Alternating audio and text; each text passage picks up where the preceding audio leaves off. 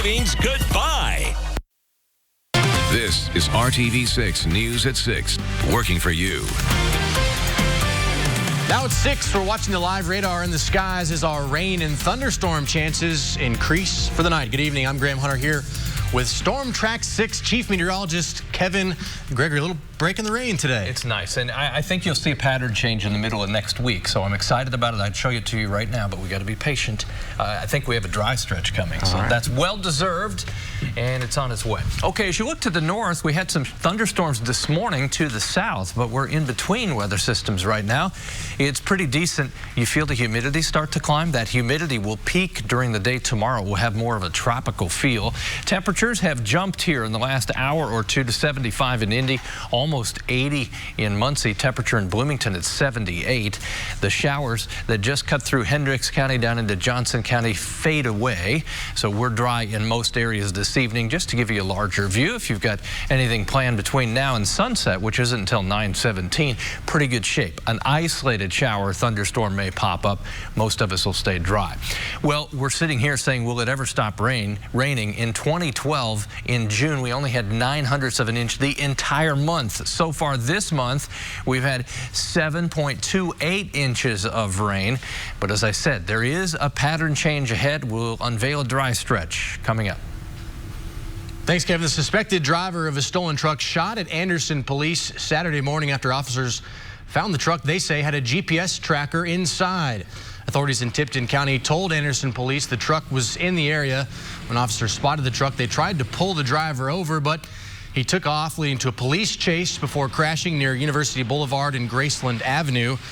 Police identify the driver as a 30-year-old man from Zionsville who police say fired several shots at the officers. Those officers took cover. They never fired their weapons. The man was found in a nearby backyard holding a knife. After a short standoff, surrendered to police. He was arrested along with a 30-year-old woman who was the passenger in the truck. In spite of the police chase and gunfire, thankfully, no one was injured. Guns, drugs, and cash, and children's toys. That's what community corrections officers found in a home on the Indianapolis northwest side. Working with IMPD, they were doing a compliance check on a man in the home who they say was acting nervous and wouldn't let them look in a bedroom. Officers got a search warrant for the locked room and found inside they found rifles, a shotgun, at least one stolen handgun, almost $20,000 in cash, and 260 grams of cocaine. Police say that was all in a room with kids' toys in it and say it was all within reach of a small child. The man in the house was arrested and charged with dealing cocaine, among other charges. President Donald Trump has delayed the immigration and customs enforcement raids that were scheduled to begin Sunday in 10 major cities. Indianapolis was not one of the targeted cities, but families here are still very concerned. RTV6's Derek Thomas joins us with that story. Derek. Graham, ICE was planning on arresting and deporting 2,000 migrant families tomorrow. But President Trump tweeted, "At the request of Democrats, I've delayed the illegal immigration removal process for 2 weeks to see if the Democrats and Republicans can get together and work out a solution to the asylum and loophole problems at the southern border." We interviewed an American citizen named Candy who's married to an undocumented worker named Oscar. The prospect of raids sent chills down her spine. My family has married undocumented people, and we all have the same mutual fear that we don't want to be without the ones we love. And when they start talking about raids, that doesn't make you feel comfortable? No, it doesn't. I do believe it's going to occur in about 2 weeks. It serves his campaign. That is exactly what he wants to do, is cast the fear, but more importantly, give his supporters confidence that this remains #1 issue in his campaign is immigration. Now, Attorney Gress says that there is continuing anxiety in the community and that his phone calls to his office from these undocumented workers have increased by 25 to 30% in the last week. Live downtown, Derek Thomas, RTV6. Thanks, Derek. Now to the latest on rising tensions between the U.S. and Iran. President Trump called off a military strike against Iran this week, but tonight he says all options are on the table. ABC's Rachel Scott with the latest. President Trump heading to Camp David Saturday morning. What are the next steps with Iran? Is a possible strike off the table? Well, we'll see what's with Iran. Everybody was saying I'm a warmonger, and now they say I'm a dove. We have a tremendously powerful military force in that area. It's always on the table until we get this out. Stressing that even as the White House considers military action, the president will impose further sanctions, calling Iran an economic mess. Additional sanctions are being put on Iran. The president taking these actions in response to Iran's attack Thursday on an unmanned U.S. drone. It was just 24 hours after Iran downed that drone, which Iranian TV claims can be seen in this fireball, that the U.S. military was minutes from striking back. Then, during one final meeting between the president and members of his own national security team, Trump making a sudden reversal. One thing I want to know, and I want to know it accurately as possible, how many people will die? And it was on average 40 to 50 people in each site. I don't want to kill 150 Iranians. The president saying he felt the U.S. response would be disproportionate. I find it hard to believe it was intentional. And in another reversal, despite initially suggesting Iran's attack may have been a mistake, this morning the president saying it was probably intentional, as I said. On Capitol Hill, a call for calm. De-escalate, de-escalate, de-escalate. Take a deep breath. And de-escalate. The U.S. has called for closed consultations at the United Nations on Monday. ABC News has confirmed they will specifically discuss Iran. Rachel Scott, ABC News, the White House. Only on RTV6, a Fisher's mom has a warning you need to hear. If you're thinking of unloading your old stuff to make some extra cash this summer, she says thieves targeted her garage sale. Rebecca was open for business Friday morning and already made over $300. She tells RTV6 she turned her back for just a moment, and when she turned around, someone stole the purse that had all her cash and her phone. She used the iPhone tracker and got the purse and phone back, but $350 is gone. Now she wants others to learn from her mistake. Always wear your money on you. Keep it either in your pockets or on your person. Probably only keep a very small amount out here. If you're planning a garage sale in the coming weeks, the Better Business Bureau recommends enlisting help from friends or family to keep an eye on the things you have for sale and your money, and says you should never let someone inside your home, and always watch out for counterfeit money. Well, more rain is on the way, and if you have a storm drain on your property, the Department of Business and Neighborhood Services says it's your responsibility to keep it clear. All that rain causes stormwater and sewage systems to run slower than normal. The city of Indianapolis asks you to remove blockages and drains on your property and next to your property to help speed up the drainage process. You also may be responsible for mowing grass in swales and roadside ditches, removing brush, debris, and other blockages from creeks and ditches, along with keeping storm sewer drains, inlet grates, driveway culverts, and cross pipes in good repair and clear of debris. Now that we're in mowing season, remember, it is illegal to dump grass clippings and yard waste in and along waterways. If you see someone do it, call the Mayor's Action Center. A 28-year-old Indianapolis woman was trapped in a silo for more than a week. The Indianapolis Fire Department rescued her Saturday morning. The woman told crews she is homeless and was looking for shelter, and says when she climbed inside the 30-foot silo, she fell to the bottom. This happened in the 7000 block of East 86th Street, where a crew was getting ready to replace the silo when the woman was found inside. The fire department says she's doing well and has no signs of visible injuries. She was taken to Eskenazi Hospital to be checked out.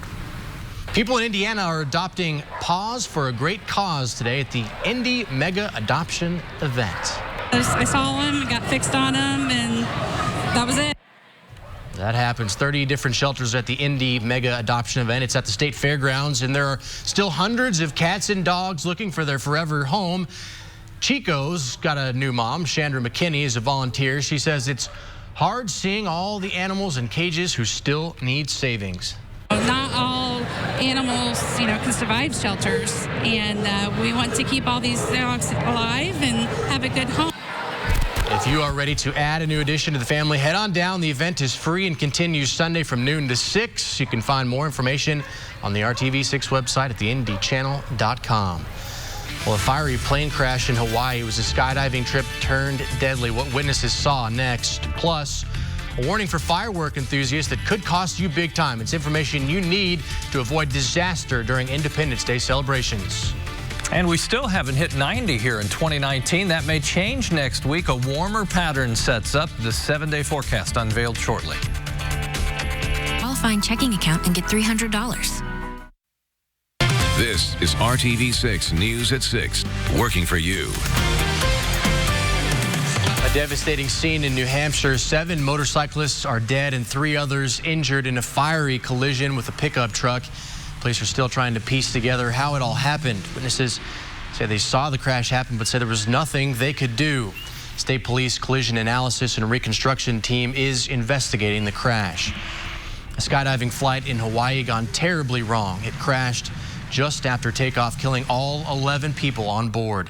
Tonight, federal investigators are headed there to unravel the cause of that crash. ABC's Will Reeve has the latest. Frightened onlookers capturing these images, a plane bursting into flames after crashing in Hawaii, all those on board losing their lives. Assist Battalion 4, Battalion 5 with a downed aircraft here at Mokuleia Beach Park. Firefighters rushing to the fiery scene. The whole plane was just engulfed in flames, and so we kind of started yelling around and asking to see if anyone was there or present, and we weren't getting any responses. Transportation officials in Hawaii saying the twin-engine skydiving plane came down just after takeoff from Dillingham Airfield on Oahu's North Shore. The debris field is not very wide, but the plane is, there's nothing left to the plane. Employees of the Oahu Parachute Center were on the Beechcraft 65 King Air twin engine along with customers. We're mourning this terrible tragedy. Some of those families possibly witnessing the deadly crash. So they left some family members behind, and then they took off on the flight. The company's website advertising that they've taken thousands of customers on tandem jumps with highly qualified instructors, saying safety is our #1 priority. The NTSB tapping a team of about a dozen specialists to lead the investigation. For now, the airport remains closed. Will Reeve, ABC News, New York. ABC News has learned that 3 years ago, the same Beechcraft was involved in a skydiving-related mishap over at Byron, California parachute jump site. The plane setting up for the jump, stalling, rolling left, and then rotating toward the ground. The NTSB determined the probable cause in that crash was pilot error. Working for you, a warning as we head into fireworks season. 4th of July is right around the corner, and the Indiana Department of Insurance says if shooting fireworks is banned in the county where you live and you cause accidental damage, it may not be covered by your homeowners or renters insurance policies. Just keep that in mind before you shoot off fireworks for your Independence Day celebrations to avoid any surprise bills. Are you looking for some family-friendly fun this weekend? Well, how about the Marion County Fair? It kicked off Friday. There's rides and games and also the always fun petting zoo along with hot air balloon rides and canine performances. When you head down, you'll also have an opportunity to give back to the community through a program called Fairs Care. It's a program that we're doing that allows folks to bring $8 worth of canned food in or $8 cash, and that will get you a free $15 value state fair pass. And so it's a way to give back to the Marion County community. The food will go to local food pantries. The Marion County Fair runs through Sunday, June 30th. General admission is $5 per person. Kids 5 and under get in free. The fairgrounds are on Troy Avenue on the south side of Indianapolis. And the good news is for the county fair, the weather's going to dry out in the middle of next week. It might even be early next week. Bigger pattern. We've been cool. We haven't hit 90 so far this year. Oh for 2019 is a way to put it. The warm air is going to expand to the north, and the jet stream, which moves weather systems along, that's brought so many opportunities for rain right through central Indiana, will push to the north and take with it the better chance for showers and thunderstorms. After we get through Monday, rain chances are low. The rest of the week into next weekend would put a 20% chance by the time we get to Friday or Saturday of next week. Still, odds are in our favor. We may get a 4 or 5 day stretch without rain. and we need it. 7.28, another half inch or so, and put us in the top 10 wettest Junes on record. The wettest of all time going back to the 1800s, 12.21, and we've got a ways to go there. Hopefully we're not going to threaten that. To the south, thunderstorms south of the Ohio River. These continue to move away from central Indiana, but I think we'll fire up a new round of storms later tonight into tomorrow morning. That's the most likely time for rain to redevelop. We're dry now. Speaking of the month of June, looking around, you can see how widespread the heavier rain has been. Terre Haute had over an inch in the last 24 hours, so 7.3 inches now for the month. Bloomington over 6 inches, not quite as much to the north. Both Lafayette and Muncie under 4 inches. Temperature 75 degrees now. You'll notice tomorrow the humidity comes up more, temperatures jump well into the 80s, and our rain chances will climb. Kind of all comes together for our periods of thunderstorms over the next 24 hours. Well, we talked about the mega adoption. David Coppa has had Marley as part of his family for 14 years. You know how this works. You send in your dog's picture to me, kevin.gregory@wrtv.com, and I'll take your dog for a walk during the forecast, and it's a nice night to do that. Temperatures in the low to mid 70s through the evening. As we go overnight into tomorrow morning, the first round of showers and thunderstorms. Don't think this will be as widespread as what we expect later in the day tomorrow. Overnight tonight, you'll see the showers, thunderstorms enter the state first thing in the morning, then they kind of fade away. I think they'll come back. Temperatures right around 70 through the morning, and we'll put it in the not good category as far as our humidity. The wind will be noticeable, at least out of the south, give us a nice little breeze, and the thunderstorm chances increasing as we get to the afternoon and evening hours tomorrow. 7-day planner, thunderstorms still around on Monday, both tomorrow and Monday. A marginal risk for severe storms, or low risk, and then we unveil the dry stretch Tuesday, Wednesday, Thursday, Friday, Saturday. Yeah, I like it. And Marley was enjoying that dry weather tonight, huh? I think a lot of the dogs will, no more cleaning off 4 paws to let them in the house. Yeah, absolutely. That's always good. Thanks, Kevin. Appreciate it. Well, scooters seem to be taking over the streets of cities like Indianapolis. Well, one mayor says scooters need to scoot out of his city. Coming up, his plan for a ban. Fitness trackers certainly come in handy, don't they? Well, a warning tonight if you think you get an accurate picture of your sleep patterns. Can't fake steak. Electric scooters are all the rage in a number of American cities. You see them all over Indianapolis.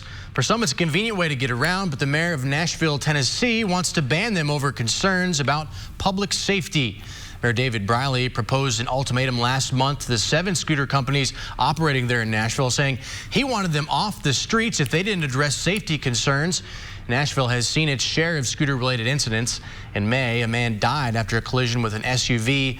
This week, a man in Tampa, Florida, was seriously injured after a crash with a tanker truck, shattering the scooter.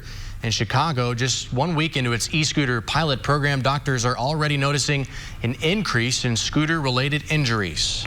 I'm seeing these scooters on every street corner, and I'm thinking to myself, oh my goodness, it's going to be a busy summer. It's all in numbers. They prove scooters are popular. In May alone, there were an estimated 38.5 million scooter share trips. Are you one of those people who love to use your fitness tracker to track your sleep? It turns out they may not be as helpful as we'd like to think. Because I've had patients come in my clinic and they show me their output from such a device and they say, well, it says I'm not getting enough deep sleep at night. Well, there's no way these things can estimate that because they're not really recording brain waves. Experts say to bring up any sleep concerns with your doctor. They can typically help you figure out what's going on just by talking. If not, they'll help order the right tests. Sleep experts say not to use your sleep tracker to help you go to sleep. They say only go to bed when you're tired. Don't force yourself to go to bed just because you need 8 hours of sleep. They say everyone's bodies are different. If you're already in bed and can't fall asleep, try doing something relaxing and then go back and try again. Well, attention meal preppers, the USDA says cooking for the week on Sunday may not be the best idea. It says food is only good for about 4 days, but nutritionists say there are some exceptions. That cook temperature changes the bacteria. And so, for example, if you have it refrigerated up until Wednesday, then you have an extra 2 days for you to utilize it. Things like deli meats, canned tuna, and even dairy last a little longer than meat or chicken you cooked at home. Experts say to freeze your meals right after you cook them if you know you won't eat them within the week. When you're ready to eat it, thaw it out. Another tip, any meat that's been out for at least 2 hours can go right in the trash. Stay with us. We'll be right back with a final check of the weather. Find new roads at your local Chevy dealer. Chance for rain this evening is low. Chance for rain tomorrow goes up, but so does the temperature, so does the humidity. Middle to upper 80s from Indy south. Just to show you, tomorrow afternoon, 4 o'clock to 7, there comes the line of thunderstorms through central Indiana tomorrow evening, and then pulling away just for a bit. I think we have more thunderstorms Monday, and then we string together some dry days. Looking forward to that. Absolutely. Thanks so much, Kevin. Thanks for making RTV6 your choice for news. We'll see you at 11.